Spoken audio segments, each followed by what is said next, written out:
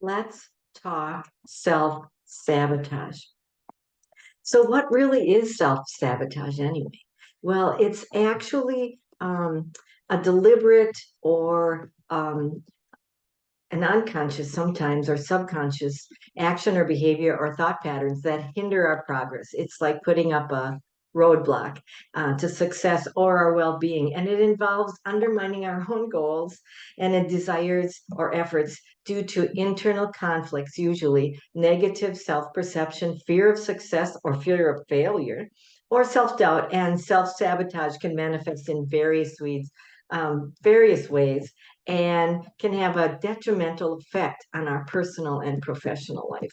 And so here are some common forms of self-sabotage. We may not even know that we're doing it, but it's really good to list what they are. The first one is procrastination, putting off important tasks or goals until the very last minute, which can lead to being rushed or superpower results or even missed opportunities. The second one is self-doubt, believing that you're not good enough, that you're not capable of achieving those goals, or that you feel like you have to have it perfect. And so then that leads to avoidance and of taking any challenges or any risks. The third one is negative self-talk. We're all really good at this one. I call it going down the rabbit hole. Engaging in negative self-talk or having a critical inner voice that undermines our self-confidence and our self-esteem. Fourth one is perfectionism. I said that a little bit earlier, but it's setting unrealistic high standards for ourselves that no one would achieve, or very famous people like public speaking. I never wanted to go on to Facebook Live or do anything because I didn't think my hair looked good. I thought my wrinkles really showed up. I thought that I had to be perfect, like a TED Talk, or like come across like Seinfeld or somebody. And that just kept me from not doing it. But it can lead to paralysis or avoidance of tasks. And so finally, I just took the plunge. People didn't laugh. And if they did, oh well. And now I'm doing it and I'm feeling much more comfortable of doing it. And I like watching people when they are more human and not quite so professional. So I think that's really an important one. Fear of failure, avoiding the opportunity or the challenges because of fear or not succeeding, which really gets in the way. The imposter syndrome, this one's talked about a lot. So it's feeling like a fraud or believing that your achievements are solely due to luck and discounting your skills and your abilities and all of the training that you've taken. Self-isolation, withdrawing from social or professional gatherings and circles just to avoid judgment or criticism, which can limit our opportunities for growth and support. And we're all human. And if we can hear from other people that they're going through the same thing, then it's not quite as bad. And we know that we're human. Addictive behaviors is another one, turning to unhealthy coping mechanisms such as overeating, substance abuse, excessive screen time, sleeping too much. Those are all ways of avoiding, and they can become very addictive.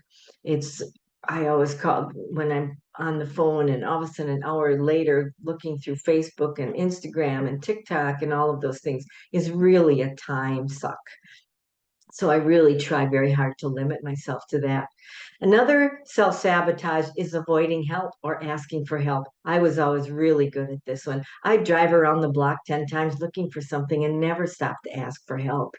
But it's really refusing help or support from others, even when it's needed or when it's available. And it's out of a desire. I love helping people. So other people can help me and feel good about that too. So it's not feeling like you can handle it all by yourself, but really asking for help.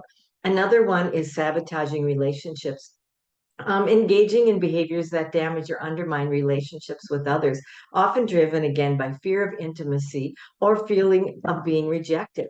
And that can be a really scary place to be. So we tend to either get in a very unhealthy relationship or we don't get into a relationship at all.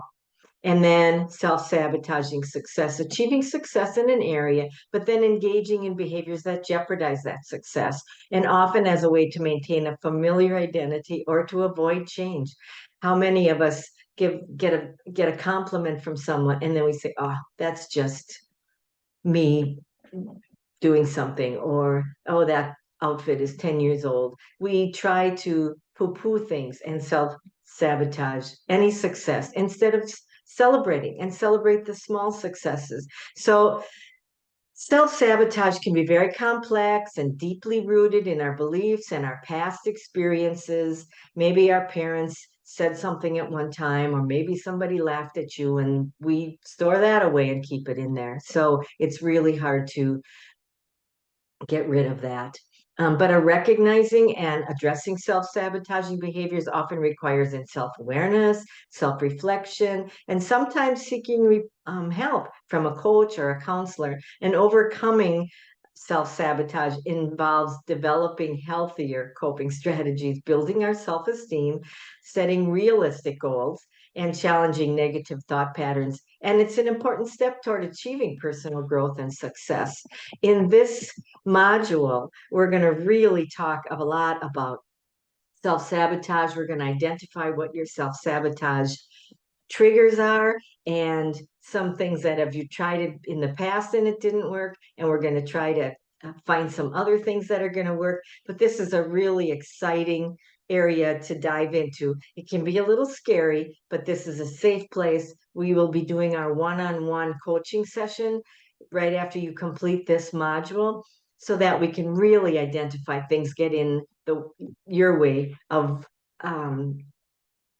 reaching success or reaching those goals or doing whatever you feel is really important to you, but has been holding you back because you're afraid of something or whatever. So we're going to really dive into that. And I just can't wait to do all of the above.